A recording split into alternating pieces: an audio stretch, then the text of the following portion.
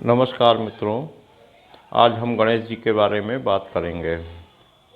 हमारे सनातन धर्म में सर्वप्रथम पूज्य गणेश जी सर्वमान्य हैं। महाराष्ट्र में तो गणेश जी की बहुत धूमधाम से पूजा होती है। गणेश चतुर्थी पर गणेश जी का जन्म बताया जाता है और गणेश जी सभी देवताओं में सबसे पहले आवाहन करके पूजे जाने वाले देवता हैं, यह सभी लोगों को पता है। गणेश जी का मुख हाथी का होता है, यह भी सभी लोगों को पता है। गणेश जी का मुख पहले हाथी का नहीं था। पहले गणेश जी सामान्य थे, लेकिन किसी कारणवश शंकर जी द्वारा ही गणेश जी का मुख विच्छेदन कर दिया गया और उसके बाद पार्वती जी के क्रोधित होने और निवेदन करने पर भगवान शंकर ने गणेश जी का मुख दोबारा लगा दिया। लेकिन शंकर जी ने जब दोबारा मुख लगाया तो उन्हीं का पहले का कटा हुआ मुख नहीं लगाया। उन्होंने दोबारा जो मुख लगाया वह हाथी का चुना। आपको शायद पता हो कि हाथी के पर्यायवाची में हस्त शब्द भी शामिल है। तो शंकर जी स्वयं एक विशेषता से संपन्न हैं। आप सभी लोग जानते हैं कि शंकर जी की 3 आँखें हैं, उनको त्रिनेत्र भी कहा जाता है। तो शंकर जी के पुत्र श्री गणेश जी महाराज को जब शंकर जी द्वारा नया सिर देने की प्रक्रिया प्रारंभ हुई तो उन्हें विशेष बनाने का प्रयास किया। गणेश जी पहले सामान्य थे, लेकिन शंकर जी द्वारा जब कुछ किया जाएगा, जब कुछ सुधार किया जाएगा तो वह कुछ विशेष ही होगा। केवल हाथी का सर गणेश जी को जिंदा करने के लिए लगाया जाए, यह मानना उचित नहीं होगा। तो शंकर जी ने हाथी का मुख चुना। हाथी शब्द पर यदि आप ध्यान दें तो इसमें 2 शब्द आपको ध्वनित होते हुए दिखाई पड़ेंगे। एक है हाथ और एक है ही। हाथ ही का मुख लगा दिया। शंकर जी ने गणेश जी के मुख पर हाथ ही का मुख लगा दिया, यानी कि 2 हाथ उनके पहले ही थे, लेकिन एक हाथ ही और उनके मुख पर और लगा दिया। अब इसका क्या कारण है, इससे विशेषता क्या उत्पन्न हुई गणेश जी के पास, यह आप लोगों को जानना शायद अच्छा लगेगा। तो इसके लिए सबसे पहले जानते हैं कि मुख का प्रमुख कार्य क्या होता है। मुख में आँखें होती हैं, नाक होता है और मुंह होता है। मुंह का प्रमुख कार्य होता है बोलना।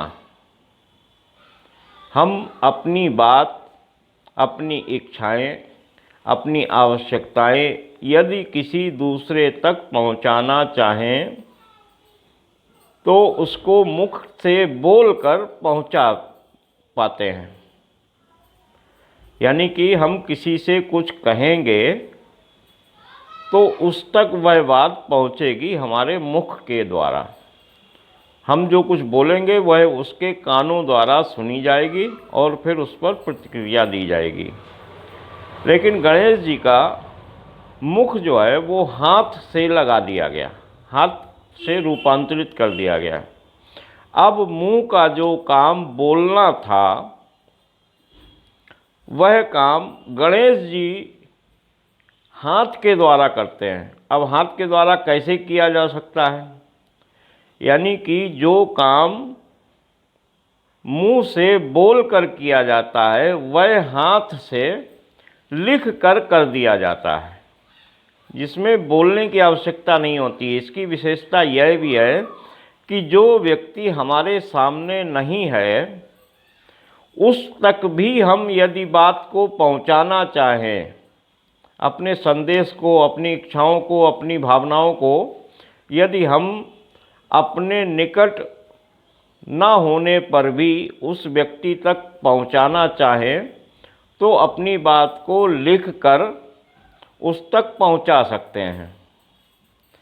यही काम शंकर जी ने हाथी का मुख लगाकर गणेश जी के साथ किया, जिसके बाद लिखना पढ़ना शुरू हुआ।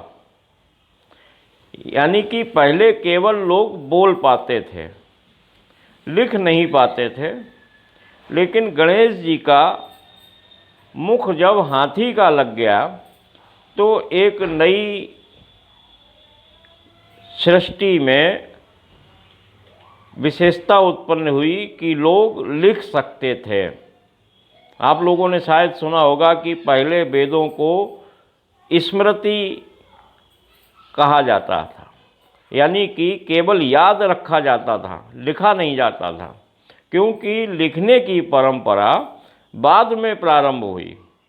जब लिखने की परंपरा ही नहीं थी, लिखने का साधन ही नहीं था, लिखने की व्यवस्था ही नहीं थी, तो कैसे लिखा जाता?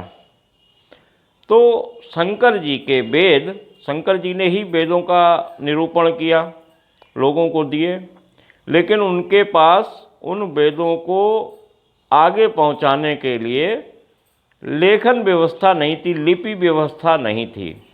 तो उन्होंने गणेश जी का मुख हाथी का लगाकर जो बात बोलकर लोगों को स्मृति में याद करवाया जाता था उसको लिखकर दूसरे लोगों तक पहुंचाने की व्यवस्था की, ताकि अधिक से अधिक प्रचार हो सके। इसीलिए व्यास जी द्वारा वेदों के स्मरण करवाने के बाद, यानी कि वेदों का व्यवस्थीकरण करने के बाद जब महाभारत की रचना उन्होंने की, रचना की जा सकती है, कभी कोई रचना कर सकता है, वह उसको याद रहती है, वह लोगों को सुनाता है और सुनकर लोग दूसरे लोग याद कर लेते हैं। यह वीडियो काफ़ी लंबी हो रही है, इसलिए आपसे क्षमा चाहूँगा कि इसी वीडियो में आपको पूरी बात नहीं बता पा रहा हूँ। आप इसका दूसरा भाग देखेंगे और गणेश जी के बारे में अधिक जानकारी प्राप्त कर पाएंगे। मुझे लगता है कि आपको यह वीडियो अच्छा लगेगा। एक नई बात है, नई विचार है,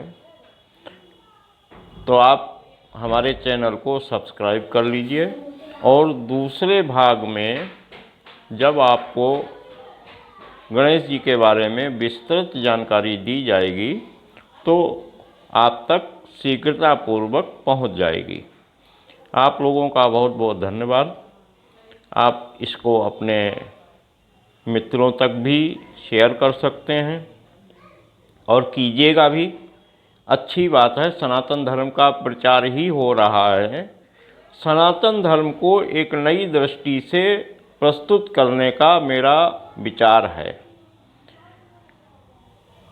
सनातन धर्म एक विस्तृत व्यवस्था है, इसमें कोई जाति पाति भेदभाव पूर्ण स्थिति बिल्कुल भी नहीं है।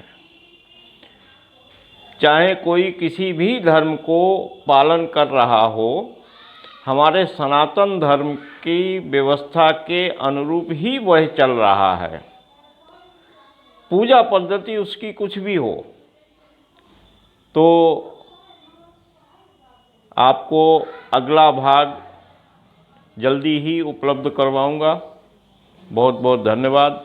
सब्सक्राइब कर लीजिए, लाइक भी कर दीजिएगा ताकि आगे लोग देखें। बहुत बहुत धन्यवाद।